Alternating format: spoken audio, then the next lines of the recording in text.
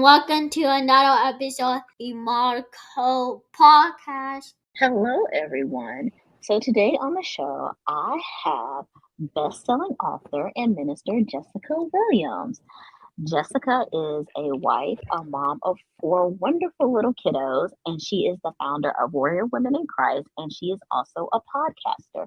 Hello and welcome, Jessica. Well, hello, Angel. Thanks for having me. Thank you for being here. I really, really appreciate it. So, tell everyone a little bit more about yourself.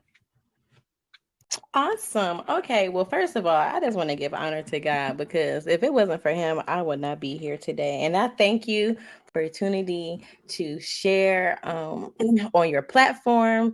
And I'm just grateful for you. But without further ado, my name, like she said, is Jessica Williams. I am born and raised in Detroit. My family recently moved to South Carolina in 2019.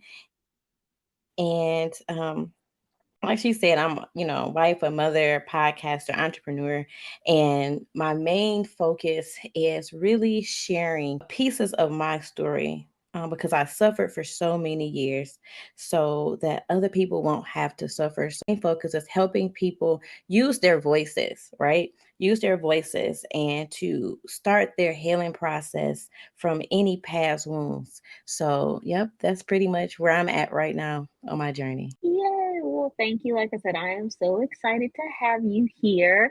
And side note, just so everyone out there knows that I am her kid's favorite babysitter, even though I only babysat them once, but I'm their favorite babysitter. So I just wanted to say that because it's really hard to win the affection of a 3-year-old and a 13-year-old. So I just wanted to put that out there. Okay. True story. Ooh, that's a good question. So, to be fully transparent, I can start with currently. Currently, I'm getting better.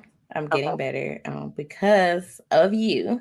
But I will honestly say, when I was younger, I was extremely organized. My room is on another note was a little different, but but surprisingly, when I did clean up my room, guys, true story, I would like color coordinate my clothes, like my books. Like I knew how to organize. It's just that I would have to like hyper focus and do it all at once. I would keep a planner with me. I kept my agenda updated all the time. I used to work for a banquet hall, so I had to help plan parties and events. So I was very organized. I was even the person who kept the checkbook balance sheet up until maybe 2010, maybe 2010. Like I was that person in the line. Although I was using my debit card, I was still writing out, what I spent. So I was completely organized. It wasn't until I'll say, to be completely honest, maybe was it 2021 when my family and I had COVID. That's when I dealt with COVID brain, and my organization went all out the window, and it was very hard. So I am overcoming that, right? And so where I'm at right now is I'm better. How is that? All of that to say I'm better and I'm not used to be. Amen. Okay, well, that's cool. That's cool. I mean, you started off organized and then you kind of got a little. It was literally the forgetfulness. I can be honest. I called my cousin who's a nurse, and I called her because it was weird to me where I said, listen, like I'm struggling. Like my husband was dealing with COVID very bad. He had to like a very hard, rough case. We almost lost him actually twice. And our youngest, which she's now 3, but we almost lost her. Literally, my husband had to do CPR and bring her back. So dealing with those two with extreme cases of COVID. And then my other 2 girls had COVID, but it wasn't bad. And my son never got it, right? And so for me, even though I was physically okay, because I was able to physically take care of everybody dealing with this, my mind, like I would forget my names. Like I would forget what I was doing. So say I'm supposed to wash grapes or carrots and the water's running and I'm like, why is my water running? Like I would forget. So it almost reflect dementia in a way. So I literally had to write every single thing down. Like, you took medicine at this time, you gave medicine at this time, so that I can remember, oh, okay, oh, you're cooking at this time. And I had to check my sheets off. So I was very forgetful to the point where I was afraid to go to sleep. So I would have insomnia in the midst of COVID, right? Wow. Because I'm afraid to sleep at night, because what if I wake up and don't remember? Or what if I don't wake up? You get what I'm Yeah. saying? So Yeah. it affected my brain cells more so than anything else. And my cousin actually verified at the time, like, yes, it actually is a thing called cold brain. And so what I did, I started researching people that had reverse dementia. And I just started picking up those things. I joined like a health group, and I began to like detox my body, and it's helped my memory so much, even with being mindful of making sure I'm staying hydrated and drinking a lot of water. So that period affected. Wow, that it's just crazy to think of how it can affect like different people, and then it's just crazy that everybody in your house except for your son had it, and I'm sure that he was, in close proximity to you all or around you all. I remember when I had COVID, I was the only one in my house that had it, and I'm like, okay, how did this happen? I mean, I'm glad nobody else had it, but it's just weird. Right. And then, a lot of people, they talk about like the cough that you get after it that like stays around, but and they talk about how you have COVID brain, but everybody talks about like how it's gone away, and I haven't heard anybody talk about having it that severe. So that's really, it's scary actually. It's really, really scary. So, and I'm glad that Brian and little Miss Sydney are okay, because I need Miss Sydney around too. So, I need Right. Brian around Yes. too, but I Me need I too. need Sydney. I need Sydney Yes. around. Yeah, Right. I need Sydney. Yeah.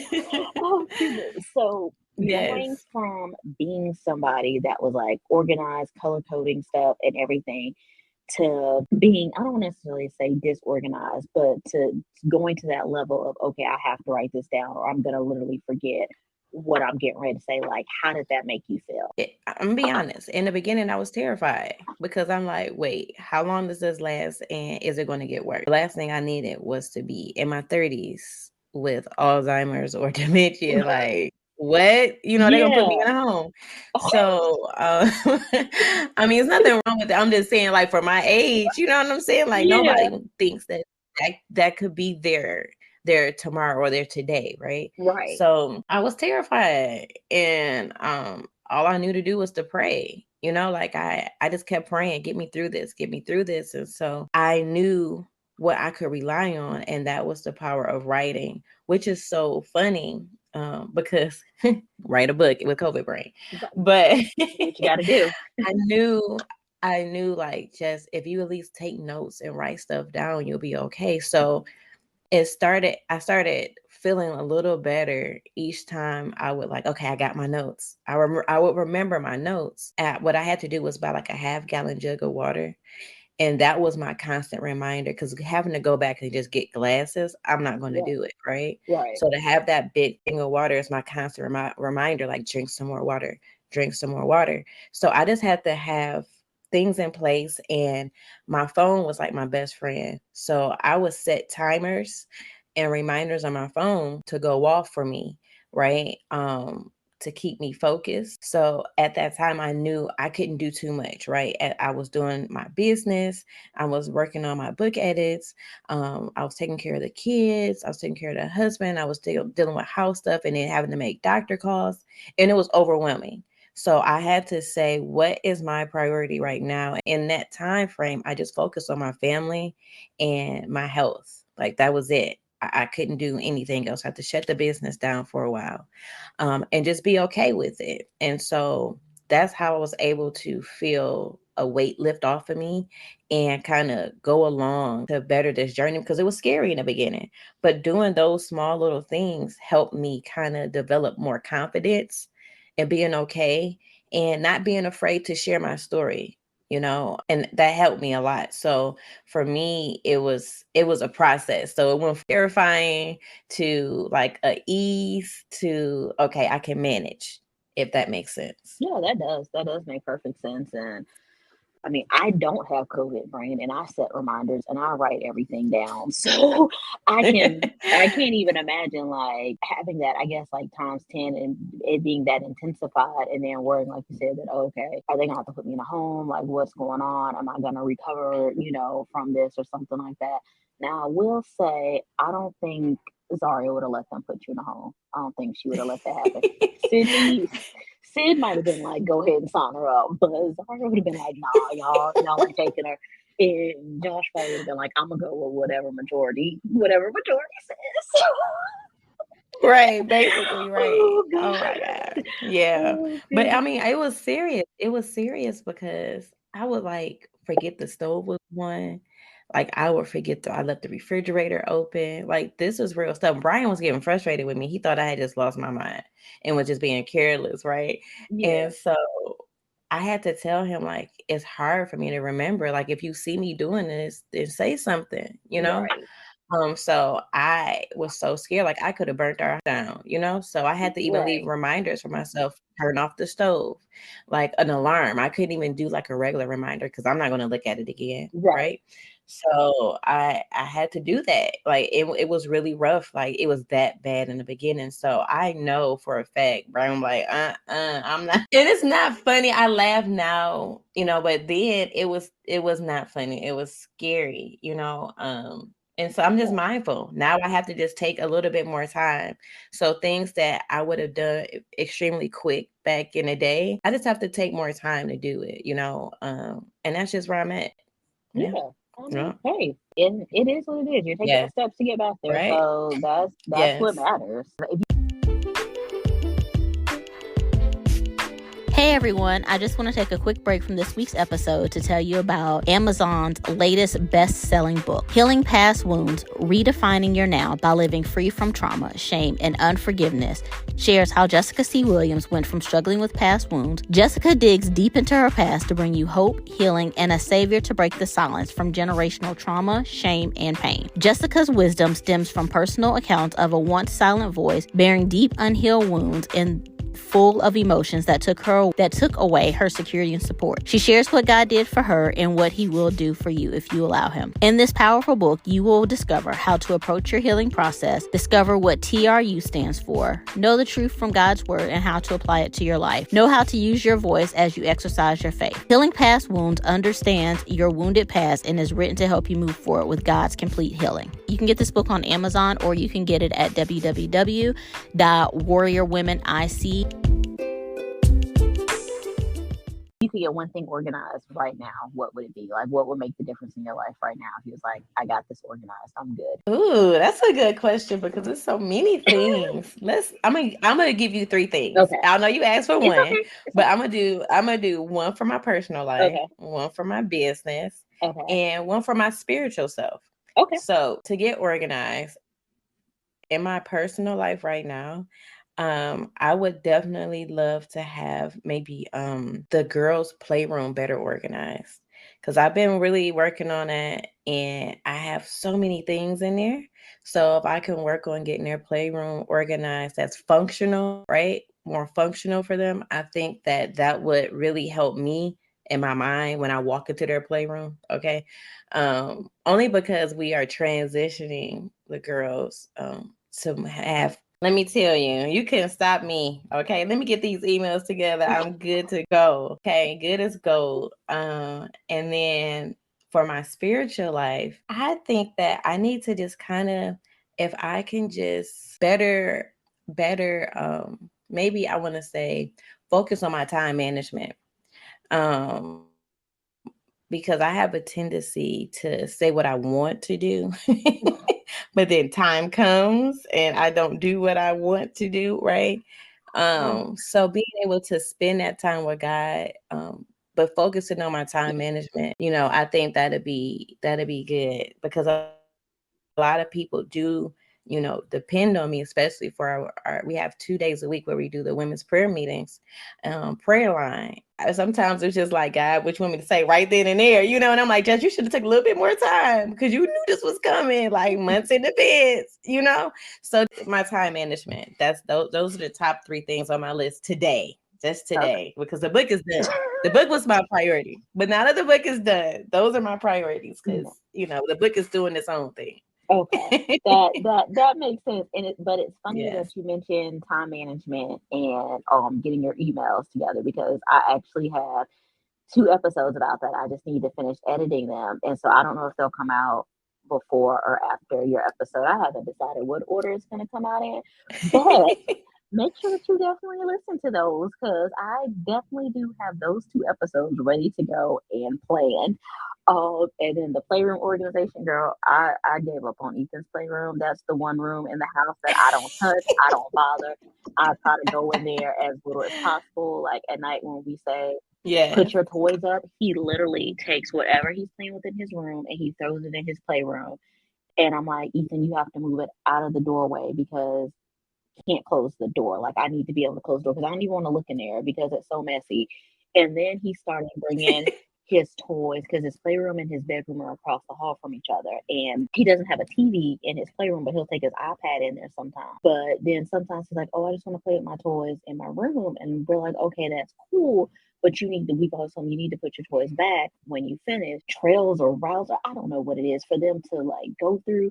And at night, I'm like, you need to pick up your toys but I don't want to mess up my track. I don't want to do this. And the other I day, get I was like, that. oh my God, okay, that's fine. But then the other day, I was like, I can't even walk in your room. Your room looks like your playroom. I said, if you don't want a playroom anymore, let me know and I can clear your playroom out and I can make your playroom my office and then daddy can have my old office. And he's like, no, I need my playroom. Dude, you don't use it. Your toys are in your bedroom. They're in the hallway. They're in the foyer. They're on the kitchen table. They're in our room. You have a playroom for a reason. So playroom, don't care what it looks like. That's the one thing that I do not touch. I don't try to organize it every now and then. So I'm gonna be like, Ethan, you need to clean up your playroom. I'm like, y'all can have it. He's like, Mommy, do you want to help? Nah, homie, I ain't make that mess. I'm not helping. I'm not touching that with a 10-foot pole. It's like I can't find such and such because you throw everything in your playroom. Like you throw it in there and then when you go to look for it, you can't find it. So good luck to you on organizing that playroom. Don't call me and ask me for my help because I'm not doing it. That's where I draw the line. You don't. That's where I draw the line. Do not call me and be like, "Ooh, I need you to help me organize this playroom," because I'm gonna laugh and probably hang up the phone. So That is so I'm not funny. doing it. You know But what? I actually don't mind organizing. Like it gives me a peace of mind. Like I think a part of me has like a form of something that I don't want to claim, but it helps me like keep me at a certain place. yeah, And because of so many children, like okay, you have a lot. We need to donate to somebody who does not have a lot yep, because if you're overwhelmed and can't clean up, then you have too much, right? yep, So doing that, my mom always would make us de-junk our rooms like twice a year as a kid. And that's one thing I never like stopped doing, right? So I have them do it. Like, let's go through here. Let's get rid of broken yep, toys. Let's get rid of toys that we are no longer playing with. Let's donate. And it's teaching them how to give to those that are less fortunate and take better care of their stuff. Because who wants to get a toy that's dirty and broken? You know what I'm saying? So let's have right. some toys that we can give away that still looks new, right? So I don't mind it. I don't mind the actual organization of it. I just don't like when we work hard on it and then it's like, oh, the room is clean. That's a space to tear up, you know? Right. That's That's the why, like, thing, right? I love organizing Yeah. too. It brings me a peace of mind. I enjoy it. Like we say, Yes. organize. I'm there for it. Not touching that playroom because, like I said, it makes me mad. I go in there, I organize, I get everything. Look, when we first got the playroom, it was so nice. We had he was really into Mickey Mouse at that time, so we had like little Mickey. We Yes. had a Mickey Mouse bin with different Mm-hmm. shows and stuff like that. So I had all the balls in one bin, all the little figurines in another one, all the blocks in another one. And then he would come in there, he literally just take it and dump it all on the floor and he wouldn't put it back. Okay, I think I maybe tried organizing that playroom 3, maybe 4 times. And finally I just got to the point I was like, I'm done. Whatever you have this room that's the one room that I will not touch. I will not organize it. I just close the door. I don't go in there. I mean, when I say I don't go in there, it'll be like weeks, and then I'll happen to need to go in there for something, or he'll ask me to look for something. I'm like, oh God, it looks horrible in here, but I'm not touching it because that's just gonna frustrate me. That does not bring me my sense of peace and calm like normal organizing does. But we do the donating of your toys and stuff like that. We'll have them go through and we'll say, hey, you Yeah. need to give this to I love another that. little boy or little girl who doesn't have, Yes. toys and stuff. And even now he's in the habit of saying, like, if he's done with playing with something he doesn't want anymore, he'll be like, oh, I want to give this to another little boy or little girl. Or even he had a step stool in his bathroom because when he couldn't reach his sink, so now he's tall enough to reach his sink. So he's like, he wanted to give it to his cousin because he doesn't need it anymore. So he does have that giving mindset, which I do love. So, but nah, I love playroom, it. you I can have love that. You can have that. it. That's Well, are so there any? funny. Listen, they are a whole mess. Are there any Look. organizing tips or tricks that you would like to share? You know what? I'll tell you this. So I had to be okay, I do want to make this add this too. Although, Okay. in this current life, I'm doing podcasting and all of these fun things, right? That I actually went to school for media, but I also went to school for education and I worked as a daycare teacher for quite some time. I was a lead teacher and that's probably another piece of me that likes to have these bins and I love a good bin. right, these nice fun bins. But one thing that I had to be okay with is I always would want, like, okay, small toys go here, these Yes. toys go here, right? I would Yes. do that. But I had to be understanding that for kids, you can train them because I've done it. I had 1 and 2 year olds that knew, okay, these toys go in this bin. They love to have the sticker photos, right? Right. What I learned was through this time, not all kids operate on that. Okay. So for my children, I have children with different personalities. So my children who likes color coordinations and photos, I use those. So they know, okay, these are supposed to go here. That's where they go. So that is that child. But my other child, give me a big bin to just dump all this stuff in so I don't have to even think about it twice. So I'm okay with that. It drives me a little, extra. Like I Right. cringe. Like, why would you just put Yeah. all those toys and how would you know In where it there. is? But it works for them, right? So one of my things, I just learned the personalities of my children, and I had to be okay with how they do it because they're learning instead of always wanting to take over, right? So Right. giving them that opportunity to be responsible, right? So that's one thing that I learned. I learned to, when you pay attention to your children, although it may grind your gears, having them to have something where they can feel is not overwhelming for them, that helped. So I have a section for the perfect, got to be this type of person. And then I have a section like, here's a section, throw the stuff in there, get this stuff cleaned up off the floor. And they feel so excited. And another thing I will actually give you guys too is, those what do you call those?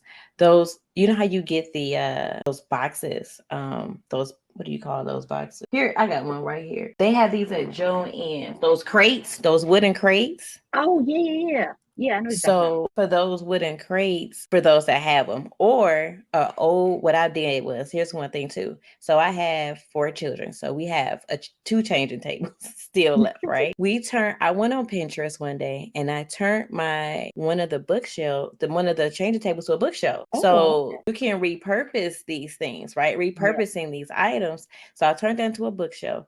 Also, for the wooden crates, I have the girls use that because they love baby dolls, right? Yeah. So maybe using those for either books or using those for baby dolls or different things like that. That helps keep and it helps the room look nice so it doesn't look Right. crazy, right? Right. So those are just some ways where maybe you can't maybe afford right now. You're on a budget and you can't afford like an actual like toy chest and all of the things.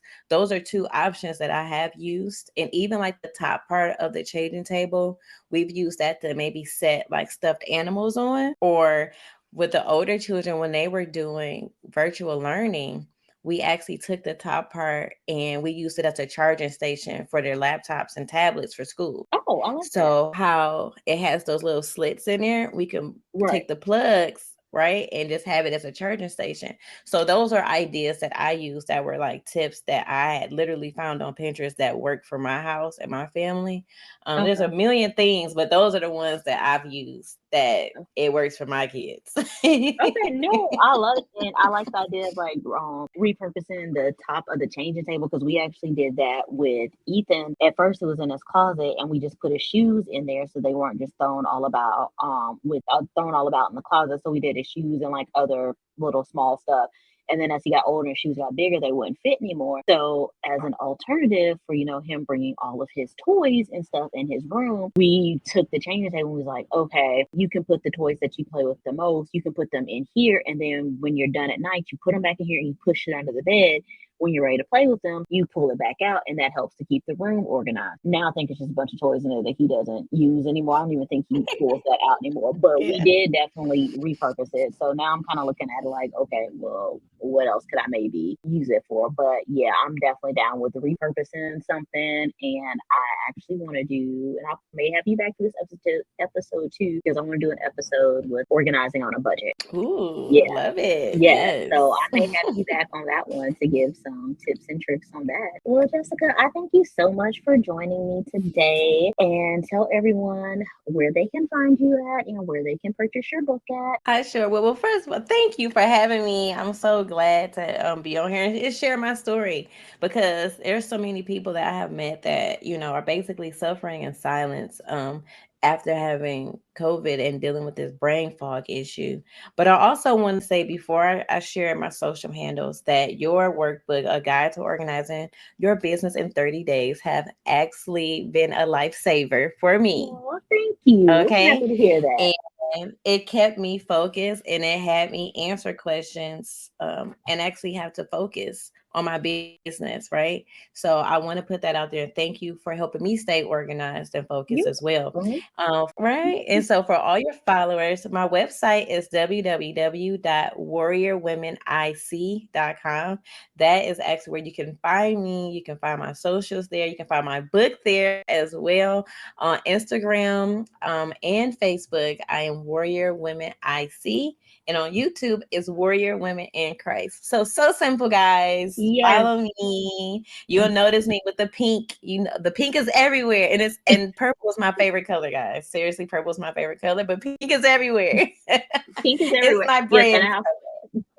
And I'll link everything down in the show notes as well for easy access for everyone to be able to find it. So, well, thank you again, and I'll be talking with you later, ma'am. Thank you for listening. Please make sure to follow and rate the podcast whenever you listen.